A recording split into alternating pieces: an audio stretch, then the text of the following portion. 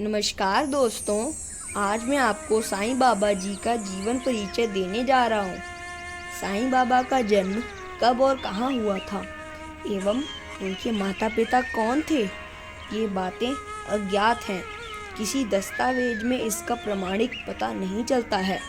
स्वयं शिरडी साईं ने इसके बारे में कुछ नहीं बताया है।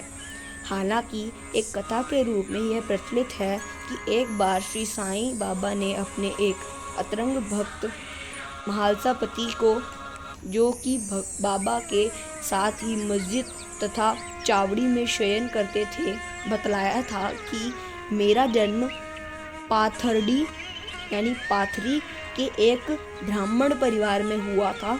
मेरे माता पिता ने मुझे बाल्यावस्था में ही एक फकीर को सौंप दिया था। जब यह चर्चा चल रही थी तभी पाथरी से कुछ लोग वहां आए तथा बाबा ने उनसे कुछ लोगों के संबंध में पूछताछ भी की। उनके जन्म स्थान एवं तिथि की बात वास्तव में उनके अनुयायियों के विश्वास एवं श्रद्धा पर आधारित है। शिरडी साईं बाबा के अवतार माने जाने वाले श्री सत्य साईं बाबा ने अपने पूर्व रूप का परिचय देते हुए शिरडी साईं बाबा के प्रारंभिक जीवन संबंधी घटनाओं पर प्रकाश डाला है, जिससे ज्ञात होता है कि उनका जन्म 28 सितंबर 1835 में तत्कालीन हैदराबाद राज्य के पाथरी नामक गांव में एक ब्राह्मण परिवार में हुआ था। जन्म तिथि एवं स्थान की तरह ही साईं के माता पिता के बारे में भी प्रामाणिक रूप से कोई भी जानकारी नहीं है।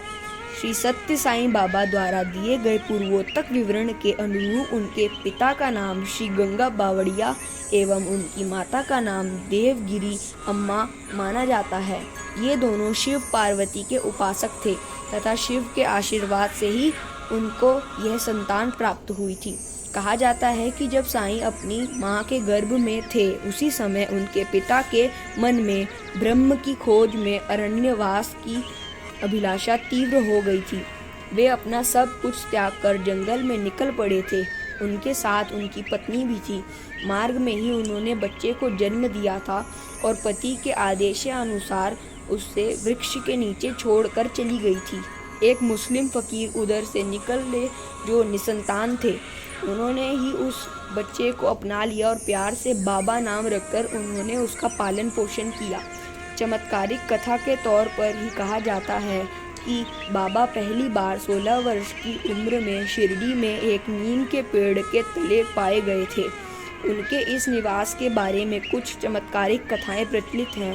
कुछ समय बाद वे वहां से अदृश्य हो गए थे। पुनः शिरडी आने एवं उसे निवास स्थान बनाने के संदर्भ में कथा है कि चांद पाटिल के आश्रय में कुछ समय तक रहने के बाद एक बार पाटिल के एक निकट संबंधी की बारात शिरडी गांव में गई, जिसके साथ बाबा भी गए। विवाह संपन्न हो जाने के बाद बारात तो वापस लौट गई, परंतु बाबा को वह जगह काफ़ी पसंद आई और वे वहीं एक जीर्ण शीर्ण मस्जिद में रहने लगे और जीवन पर्यटन वही रहे। महाराष्ट्र के अहमद जिले में स्थित शिरडी गांव में बने साईं मंदिर से आज लाखों करोड़ों लोगों की धार्मिक आस्था जुड़ी हुई है।